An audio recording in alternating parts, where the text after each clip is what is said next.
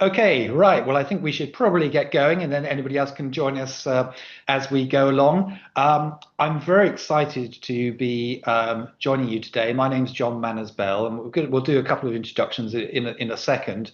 Joined here by my colleague, Dr. Florian Lücker from Bayes Business School. We are very excited. This is our second webinar, but our first live webinar on supply chain risk. Our first webinar, which we gave about a month or so ago, is available for downloading. It was recorded, so if you do find this one interesting, then you can also download that one as well. But let's do a few introductions first to the subject of building resilient supply chains. As I said, my name's Professor John Manners-Bell. I've been in the industry for over 40 years, working as an operator, as a consultant, and also doing lecturing to various universities. I've worked with the World Economic Forum, particularly on supply chain risk as well. And my latest book was The Death of Globalization. Earlier in the year, I was the expert witness on supply chain risk for PPE supply chains for the COVID-19 inquiry in the UK. So over to you, Florian. Thank you, John. Thank you very much for your welcoming. My name is Dr. Florian Lücker, and I'm a reader in supply chain management at Bayes Business School, where I teach and carry out research on supply chain management. But my area of interest is actually supply chain risk. So really the theme of this presentation, of this webinar. I'm the course director also for a master program in international business in London. Before joining Bayes Business School, I was a visiting scholar at the Kellogg School of Management to carry out research as a postdoctoral researcher. And before that, I completed my training as a PhD student at EPFL in Switzerland, the Swiss Federal Institute of Technology.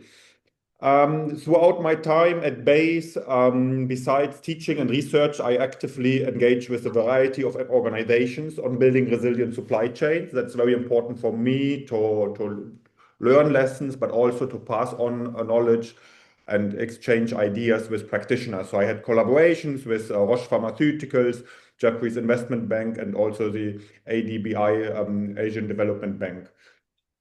Thank you very much, John. Yeah, let's move on to the next slide, Florian. Just before we start, we just wanted to let you know about the executive education program that we have developed between our two organizations, which will be running in March. More information on the dates later on in the presentation. But it's certainly something that we're very pleased to being able to collaborate on, to really go into much more detail about some of the things that we've discussed in our last webinar, on this webinar. And it's a 3-day event in which it's going to be highly interactive. A lot of people will be coming from around the world to share their experiences. And it's something that we're going to be able to share our knowledge and experiences with too. Florian, what would you like to add? Yes, I think that's really great. With 3 days, we have time for different topics related to supply chain risk. Maybe to share a bit more informal information that we haven't shared yet or put online. I think one aspect also, we will also have a guest speaker, actually Marcello, who is a former global head of econ at BNP Paribas. So his job was to assess the macroeconomic trends and how they shape the environment for investing. But this actually holds for us as supply chain leaders as well, because the macro political situation is changing, right? It's related a lot to what's happening in the US, but also what we find in other countries. And these are macroeconomic factors that are changing. And also we as supply chain leaders need to learn about that, how to respond and how to build resilient supply chains. So we will have a one guest talk about that as well. We will share insights together, so we want to learn from each other as an important aspect. Yes, and we will discuss some of the content we will discuss today in the webinar.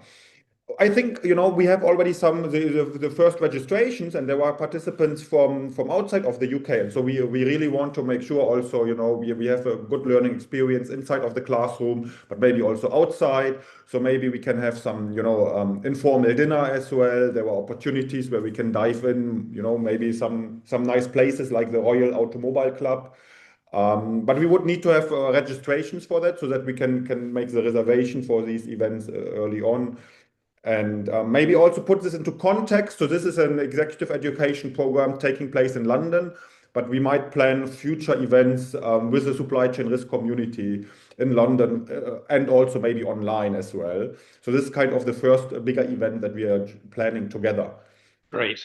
Thank you very much for that, Florian. Well, let's move on to the slide. Just to let you know that we would really welcome your questions. And there is, I think, a Q&A box. And what we'll do is we'll spend the next 25 minutes or so going through our presentation, but we'll certainly like to spend some time answering your questions at the end. I thought in the first slide, what we could do was just give a really quick recap of some of the things that we were talking about in our last webinar. Why is supply chain risk? Why is resilience so important to us at the moment? What's changed over the last 10, 15, 20 years, which has made risk also much important? And so I've put down, I consider it to be there's 5 different forces leading to supply chain disruption. And very briefly, let's run through a few of those. Firstly, there's been some huge changes in domestic politics, which we're all very much aware of. The rise of populist politicians, not least President Trump, for example, and the impact that's had on international relations, but also in trade policy and the increase in tariffs, as we are all very well aware of. On the flip side of the coin, of course, many countries around the world, especially in emerging markets, believe that the forces towards globalization, which have occurred over the last 50 years, have resulted in great deal of inequality. So there's a lot of unhappiness in emerging markets about the impact of international trade too. And in many cases, this has resulted in what we call make-in policies. So made in India, for example, or made in China, which has favored local producers over international producers through subsidies and intervention. But then, of course, we've seen heightened level of geopolitical tensions as well, the military conflicts in the Middle East, in Ukraine, for example, and other places around the world. We've seen the rise of tensions caused by the growth of China and its own political agenda, resulting in the Belt and Road Initiative. We've seen regulation over regulatory impact that we're seeing on technology, on data transfers through techno-nationalism, or data islands, as it's called, which has also disrupted supply chains. We're seeing a growth towards strategic autonomy, not least in Europe, as it becomes very worried about the growth of over-dependence on strategic adversaries. And this, of course, has led to this idea of friend-shoring or ally-shoring. On the environmental and ethics side, we've seen a whole range of different regulations which have grown up over the last few years.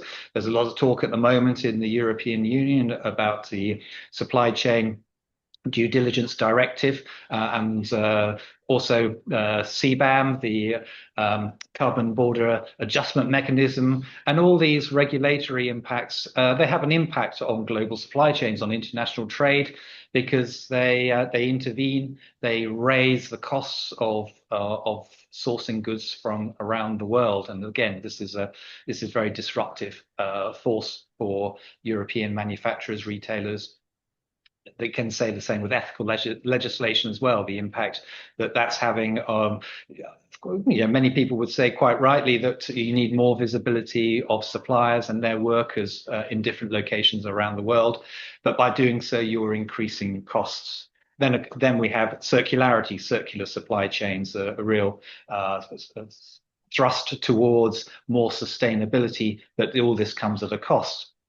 My final two forces, economics. We've seen the rise of labor costs, particularly in China, which has meant that it's becomes less economically valuable to outsource or offshore production to remote low labor cost markets on the other side of the world. We've seen volatile oil costs and volatility in currency as well. And finally, from a technological perspective, we are seeing the onset of automation, robotics, which again will help rebalance those labor costs, for example. So there are so many different things which your modern supply chain manager now needs to take into account when assessing supply chain risk and the decisions which they need to make. Should they stay with a far sourcing, far shoring strategy, or should they go for diversification? And when that's something we're going to be talking a lot of during this presentation, China plus strategies, for example, or should they pull back manufacturing to locations, for example, in North Africa or Turkey or Mexico if you're in the US, or should we be pursuing reindustrialization, this whole idea of reshoring? So let's move on to the next slide, Florian. John, maybe just add one comment from my side. I think these are very interesting trends that you are describing here. But what's really important to say is that this is not just something happening now. It has been building up over many years, right? And as such, is going to stay most likely. Even though maybe, with the Trump administration, geopolitical conflicts become more pronounced, these issues were there before already, if you think about Biden administration and the China conflict and so on. So this is something that has been happening for a long period of time and is going to stay even if the Trump administration will not be in power anymore at some point. Yeah, absolutely. You're spot on, Florian. And I think the interesting thing is that many of these forces, many disruptive forces have been around for some time. So therefore, you have to look at supply chains. Why is risk such an issue at the moment? And is it because as we may go on to discuss, is it because there's movement towards lean inventory over the last 20 years? Has that made supply chains less resilient in the face of these risks? But that's something that I think we'll come on to. Very good. Very good. Yeah, so the next question is how should manufacturers, retailers, supply chain risk managers deal with these risks? What mitigation strategies should they be putting in place? Now, there's a couple of these I've highlighted in bold because we're going to be talking about them. Florian is going to be talking a lot more in depth on some of these. We mentioned already diversification of the supplier base, this idea of multi-sourcing, and within that you can include China plus strategies. So this whole point of relying less on a single geographic region for critical components, and that's sort of the thinking about that came in probably about 15 years ago. And I remember in 2011 when there was a Japanese tsunami, which the impacts of that had a huge impact on a very small part of Japan, but a very critical part of Japan, which meant that manufacturers who were based in the US or in Europe weren't able to get hold of a particular component because maybe they had been single or sole sourcing from a particular supplier. And a lot of the problems came about because they didn't realize that there was this dependence, and a number of automotive manufacturers were impacted because unknowingly they were all dependent on single suppliers based in this part of Japan. Then we can talk about nearshoring and reshoring and friendshoring. Some of this I've already talked about. Those are strategies which can, if you look at it positively, they can mitigate risks from local disasters or political instability or supplier failure. But as I think Florian's going to come on to later, diversification doesn't necessarily mean that there aren't costs involved, and there is this trade-off that we're going to be talking a little bit about later on. In terms of technology, in terms of visibility, well, that's hugely important, as you can imagine, using technology to give you the ability to make real-time decisions. And AI is going to be playing a very important part in that. And that's probably a subject for another webinar on another day. Building robust contingency plans, this whole idea of being able to identify risk, then assess risk, and then be able to remediate a risk. And again, that's a very big subject for another presentation. But it's hugely important for supply chain risk managers to have plans in place so they're able to deploy playbooks when maybe a natural disaster occurs. They need to know a set. They need to know a step-by-step guide on what to do in a certain situation. And then we come across another one which I bolded up because Florian's going to be talking about this in terms of optimizing inventory. What's the best approach is that you have to balance the idea of just-in-time efficiency and just-in-case resilience, and how and where should you maintain strategic safety stocks. And then finally, again, hugely important, and something which I've done a fair amount of research into, is this relationships, the supplier relationships. You need to have in-depth and strong supplier relationships to be able to overcome many of these risks, and that's something which is easier said than done. Florian, have you got anything to add on any of those points? I think these are very important points. We can go much more into detail.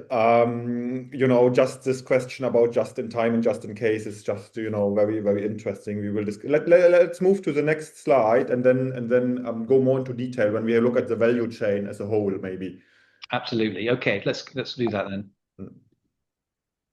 Yeah, I put these are two really interesting graphics which have come from McKinsey and Co. Later next year with the TI Insight, my company, we've undertaken our own research. So, we'll be sharing the results of our survey. But I thought these really illustrated two key points which we'll be coming back to. On the left-hand side, the graphic there shows the different industry sectors and their response in the post-COVID world to their inventory management systems. And you can see in the first bar there that 90% of the supply chain managers who McKinsey interviewed said that they were going to revise inventory management strategy. By that, they mean increase their inventory holdings, and that's for the advanced electronics and high-tech sector. If you look at the other end of the scale, it's still very hugely important trend in the consumer packaged goods sector. Over 50% said that they were going to increase their inventory management holdings as well, and includes that in decoupling and looking at buffer sizes. So there's certainly it's a transformation of how supply chain managers thought, certainly before COVID, where of course everyone will recognize that lean inventories were the most important, and that everything was being driven on a cost basis by being able to decrease levels of inventory at the same time as meet customer demands, but they weren't taking into account these big risks. And of course, at the time, COVID-19 was the biggest. But then, if you look at the chart on the other side, it looks at the countermeasures being deployed after tariffs, so bringing it right up to date. So how are global manufacturers and retailers dealing with the threat of that? Maybe 40% or 50% tariffs were having on their suppliers. And you can see from there, the top three countermeasures were 45% said they were going to increase their inventory. 39% were looking to this idea of supply chain diversification through dual sourcing, and 33, so a whole third, said that they were looking at near-shoring of suppliers. So I think that's really important. Florian, did you have anything? Yeah, I just want to highlight, what this really shows is that, firms cannot afford to ignore the risk of supply chains. When we see with the inventory that the majority of firms want to increase inventory, this is really a strong signal, in my opinion, because inventory is expensive and typically something you want to minimize. And if there is a large group of companies willing to increase the inventory to buffer against disruptions, this shows there was willingness to make an effort and to provide resources. That said, there are companies who will not provide the resources, but still they want to be resilient. And they have to find win-win situations where you take measures that improve supply chain performance, but also build resilience in there. And here I think about flexibility, for example, redundancy in the flow of goods that does not necessarily come with additional cost, but builds some resilience. And yeah, that is something we will also look into. Absolutely. Okay. Well, let's go on to the next slide. And I think, as you've just seen on the previous slide, preparing for geopolitical risk is not easy, as we say. It may look easy on a PowerPoint, but it certainly isn't in reality, and we're very well aware of that. So what are some of the issues which are faced? Well, as we saw on that last slide, no two firms or supply chains are alike. So, high tech approaching supply chain risk mitigation in a very different way from consumer goods, and which we need to take that into account when you're building a resilience strategy. Then you need to build one which reflects the customer value proposition in the markets in which you're serving. Yes. I can Right. maybe just add on as an example, when you think about a pharma company like Roche, which has, huge product margin, 95% cost of goods sold, are known in pharma to be, in the single digits. They have a very different approach than, a retailer that is competing on price, right? If you're competing on price, you increase your cost, you're losing market share. So that's not something you can afford. And so that's really important from the customer value proposition. What's your customer value proposition? What's the market you are playing in? And how can you build a resilience that is supporting your organization or your supply chain tailored to this customer value proposition? No, that's very important. But even then, there were challenges ahead. There was a general challenge about the cost and resilience trade-off. There was a perception, that resilience costs money. So companies are expected to make significant efforts to put money into building resilient supply chains. But is this always a suitable way to put money in there, or should they rather look for win-win situations? So companies really need to balance this idea about the costs and the resilience, because there were some measures that increase costs and resilience, but there were also measures that might be less resilient, that create less resilience, but come at a very low cost or sometimes even for free. If you think about some measures like flexibility or sometimes even dual sourcing might be reasonable. In some settings, it might even increase the negotiation power of the buyer.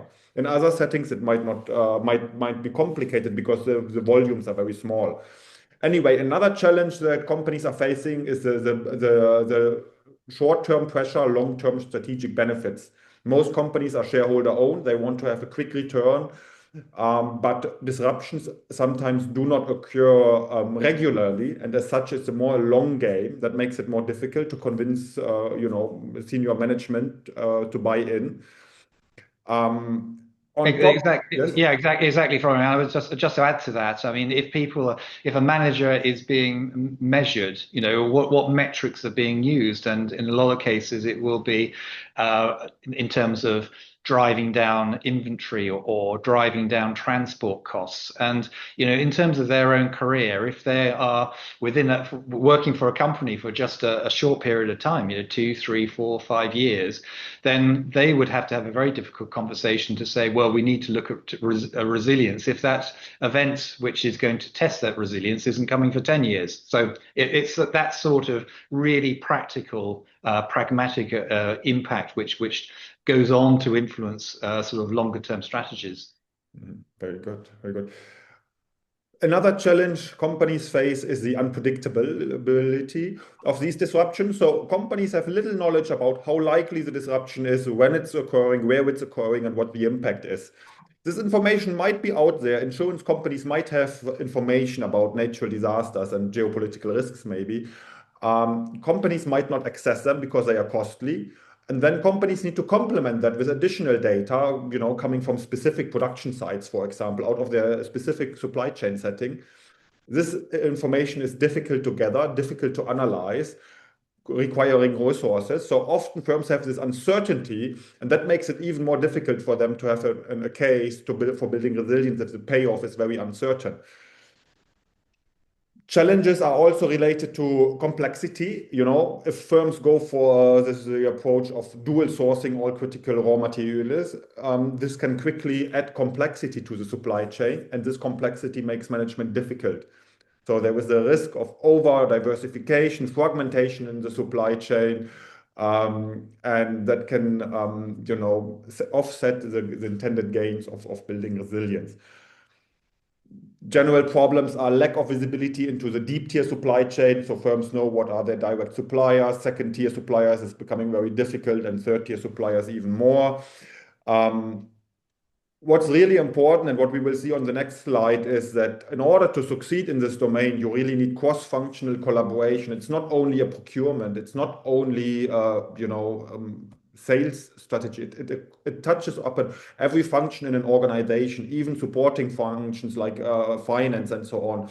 And these different functions need to work together. And here really senior management buy-in is needed to get the cross-functional work done. Right. Finally, yes. Sorry, yeah, Florian. Just before you move on to the next slide, just to go back on what you were saying, yeah, disruptions are very unpredictable, which is why companies need to build a risk neutral or a risk agnostic supply chain strategy, which can actually deal with any and every different disruptive event. There's no point preparing for just one event. You need to make sure that there is a levels of resilience within your supply chain, which means that whatever happens, then you are prepared. Yes, yes. All these are challenges that supply chain managers are facing. And the question is, how can these be addressed? How can these be addressed in a systematic way? On our next slide, what we believe is really important to look at the entire value chain of an organization. I think that's maybe the key of what we want to present in this webinar today is to holistically look at the value chain from sourcing to demand management. And actually, it does not really matter which organization you are. Every organization, even if it's a service company, you have a value chain. Even a financial service company, they have a value chain. And along the value chain, there was a risk of disruptions occurring because of the different factors that John outlined before. And firms have different levers across the value chain or the supply chain where they can take action. Right. And here we have just one example coming maybe from a manufacturing company that is sourcing goods, producing physical goods. They have an outbound logistics, they have channels, and then demand management. And some of these levers might be appropriate for some companies. So let me just give you an example. One example that I really like is from UPS, because it's something that happened recently here in London when there was the Heathrow Airport fire. There was a fire at the airport, and UPS heavily relies on Heathrow Airport to deliver their goods to their customers. And you might expect, well, they are affected by a disruption, they have delivery delays and so on. Turns out, I think, John, you were involved with the discussion with UPS that they didn't have any single late deliveries. Why is that the case? Well, because they have, their outbound logistics. They have multiple transportation modes to reach their customers. They don't need to go through Heathrow. They can use Manchester Airport. London has a variety of different airports. They can alternative route planning and so on.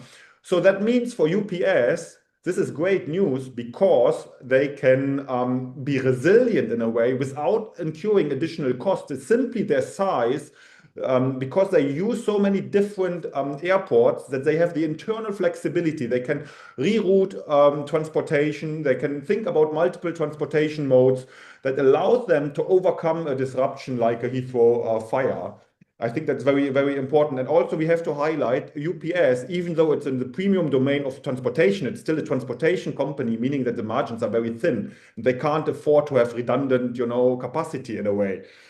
And this is an example for UPS, but we can take other examples as well. Do you want to give one, John? Well, yes, I'm just building on that one, really. It's relevant to UPS and FedEx and DHL, but a few years ago, you'll probably all remember the Icelandic volcano ash.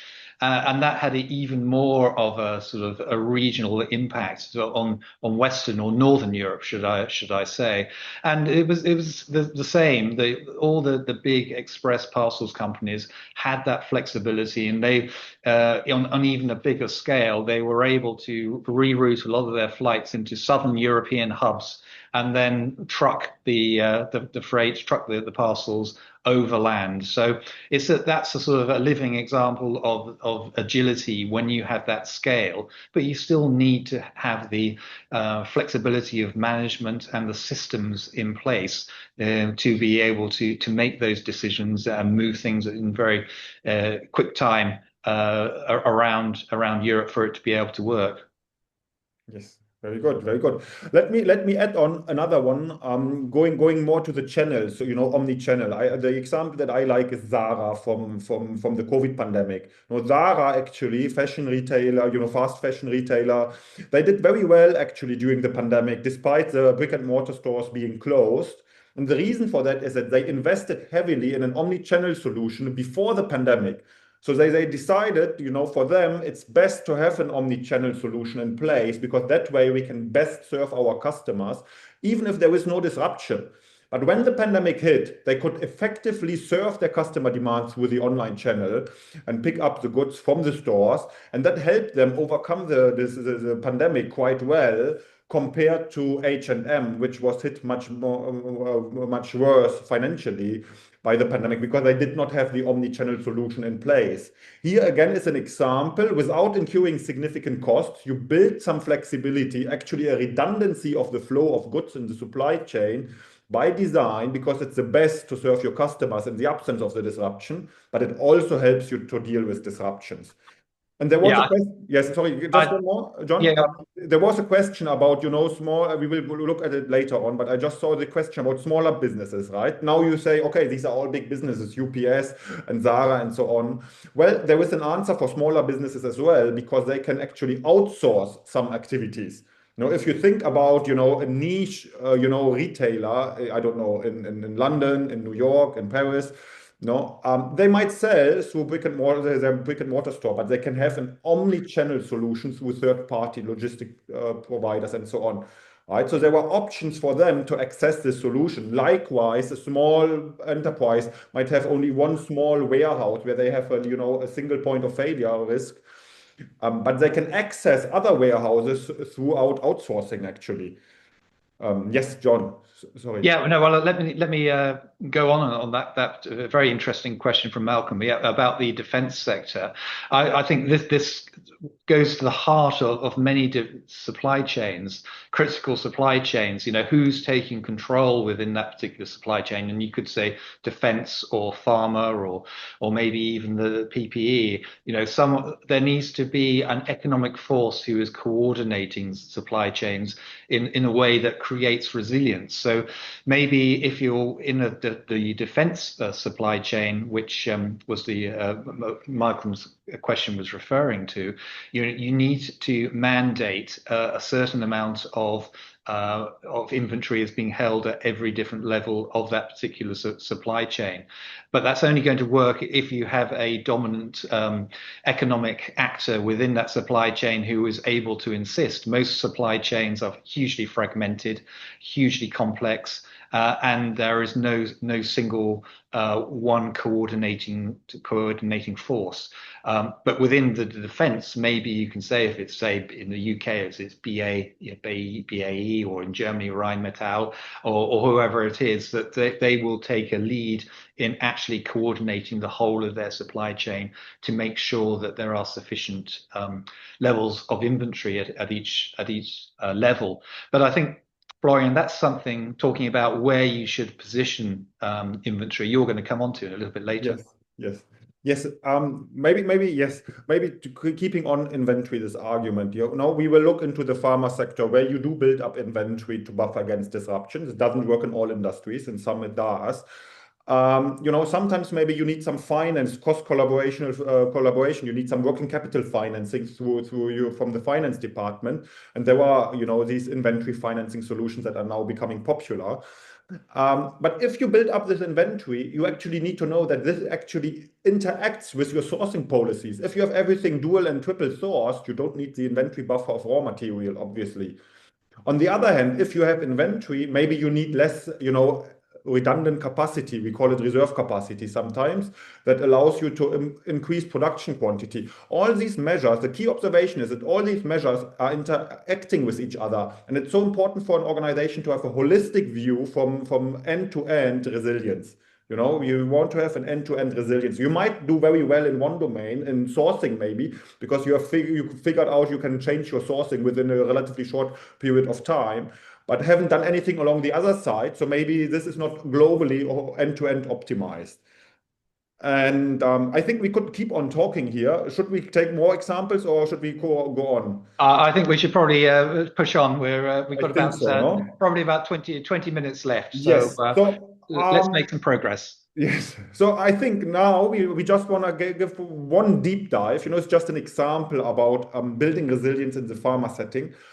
What we will be doing during the executive education does not necessarily mean we are going only talk about this pharma specific setting, but it's just an example that we want to discuss. And we will have other examples as well.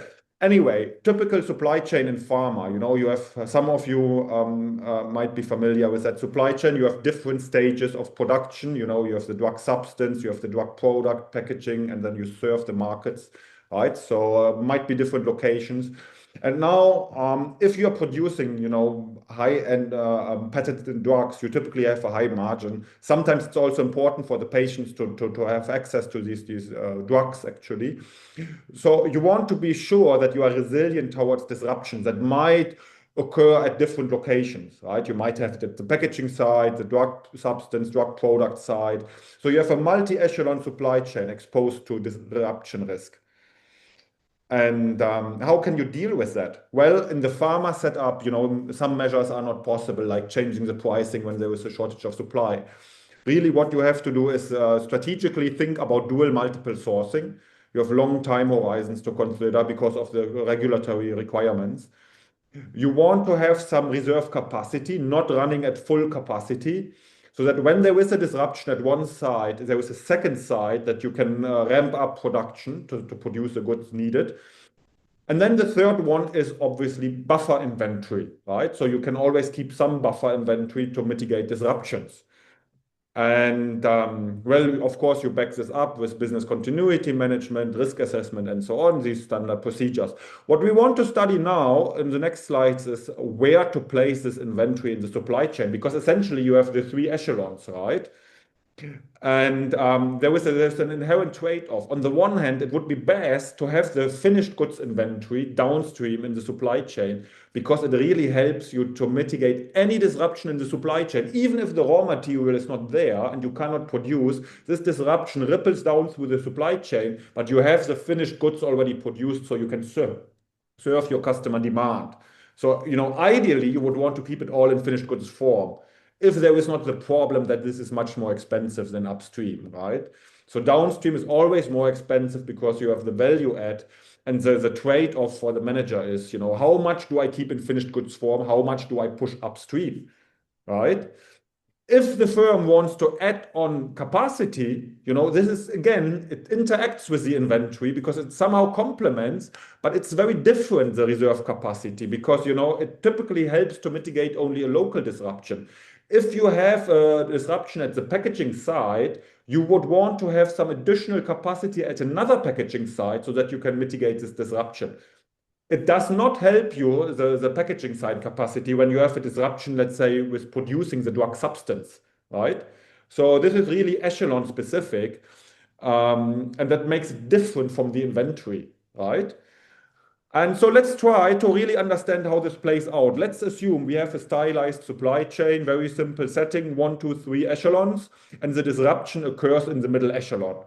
Well, what you can do is first use the downstream inventory to meet demand, No, because well, let's say the midstream, let's say in the pharma setting, it would be the drug product side is disrupted for a month, and maybe you have 1 week of finished goods inventory. Then you can use 1 week of finished goods inventory to serve demand.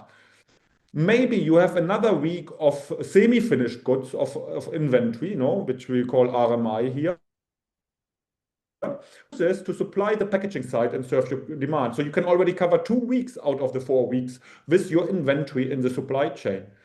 As the disruption lasts longer than 2 weeks, in this example, we might use a reserve capacity as well. That is, we can switch it on, produce goods, and then deliver these goods to the packaging side and serve our demand, our products to supply our products to the customers.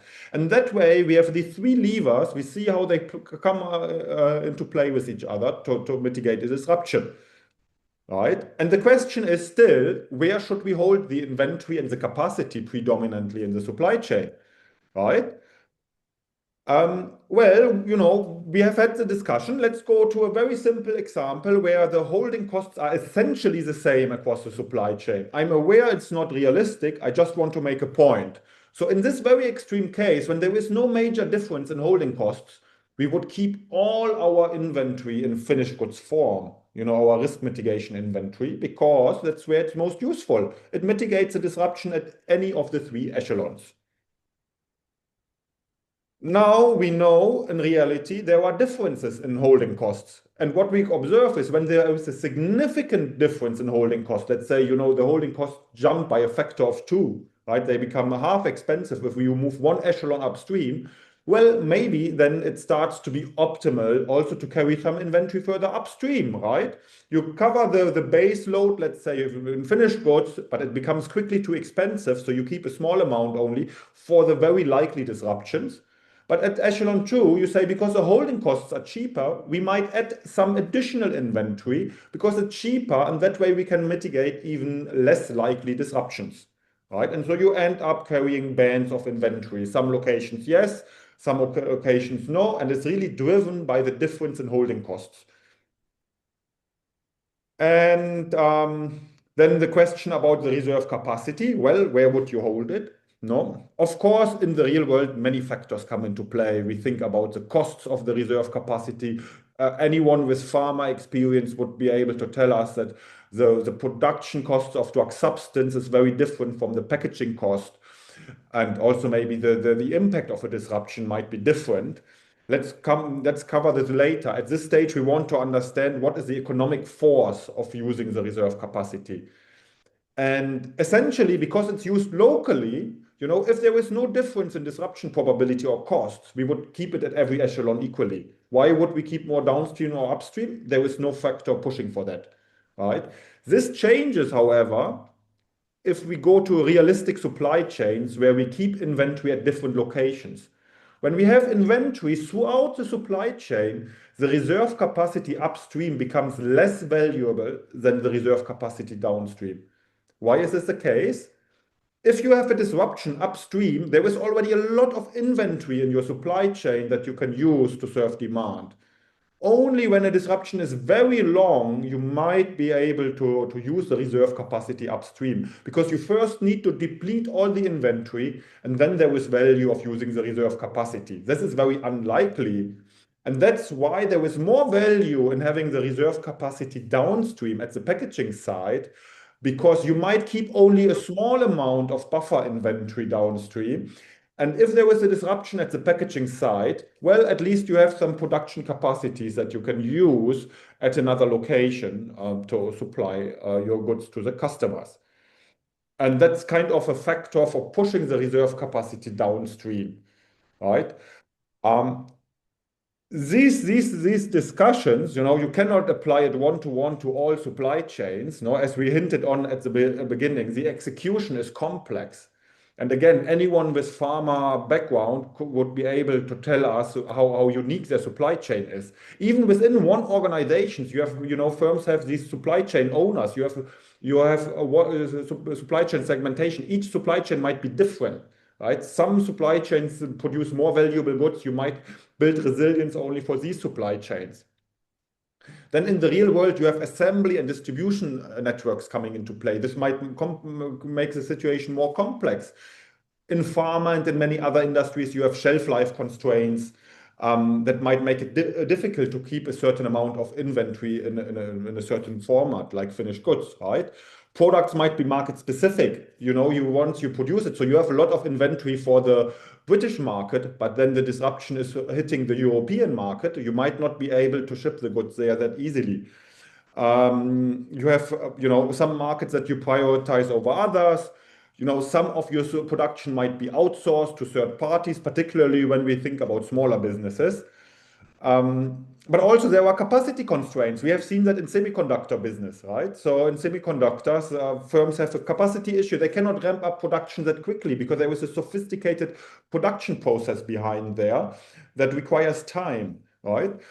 John, yeah. Yeah, let me just sort of pick up on at least one of those, actually, really interesting points. I mean, products might have shelf life. I think I referenced at the beginning, I was the expert witness for the COVID-19 inquiry, and one of the huge issues which we looked at was the shelf life of PPE, personal protective equipment, such as masks, for example, or even gowns. And a lot of the goods was found to have expired their shelf life, and so consequently there were some real issues and a huge amount of wastage, which just nobody had the visibility of actually the amount of PPE which could be deployed, because in a lot of cases it has gone past its shelf life. And one of the answers there was to retest a lot of these products, and then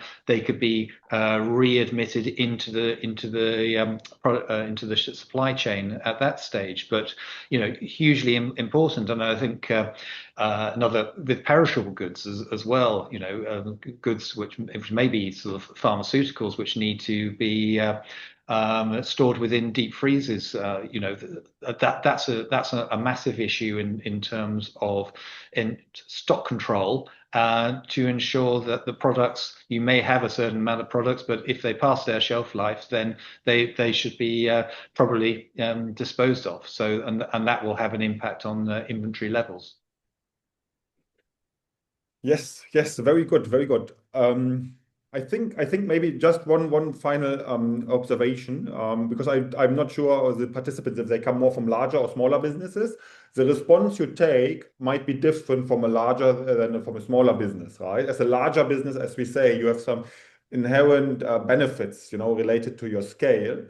As a smaller business, you have to look for win-win situations. And sometimes what is really important is this outsourcing, because there is one argument saying outsourcing might increase risk, but it might actually also build resilience if you think about outsourcing, allowing a duplication of the flow of goods so that you are not dependent only on one way to reach your customers. And I think this could actually be a discussion also that we can take over for another webinar, maybe. John, we haven't planned it yet, but it's something maybe, yeah, we can look into that and discuss this more. I think yes, and in terms, let me just pick up on the when you say parts of the supply chain might be outsourced, and relate that back to the question earlier we had on the defense side of things. And outsourcing can bring huge amounts of risk if those smaller members of the supply chains need to be smaller members. It can be some of the large, but if it's outsourced, then you lack control over maybe things such as cybersecurity, for example, or quality control.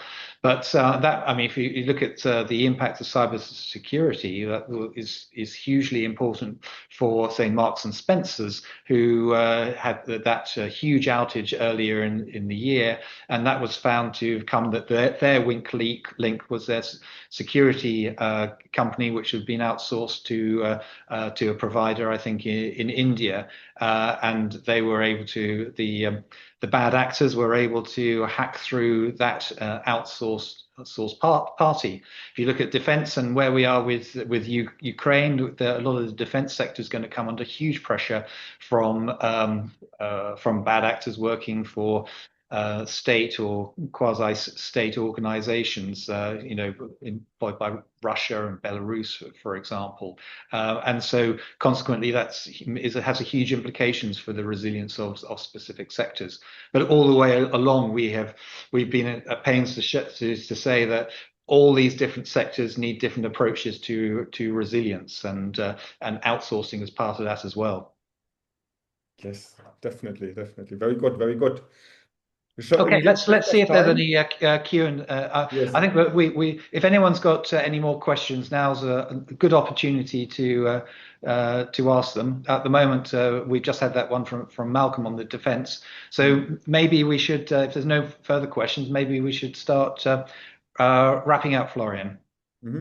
Yes, and maybe shall we next slide maybe wrap up, or maybe just a reminder about our next event, let's say our program on supply chain risk in March at Base Business School in London.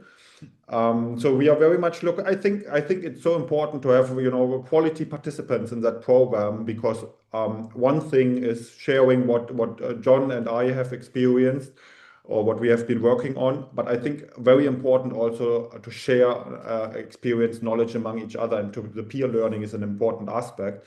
So we are very much interested in having this exchange, let's say. For us, it's helpful to have an early indicator of the number of participants, because that allows us maybe to make some changes, or if I think about maybe some of you, if they're coming from outside of the UK, maybe they want to go for some evening activity, that we have a joint dinner or something like that. So that could be helpful.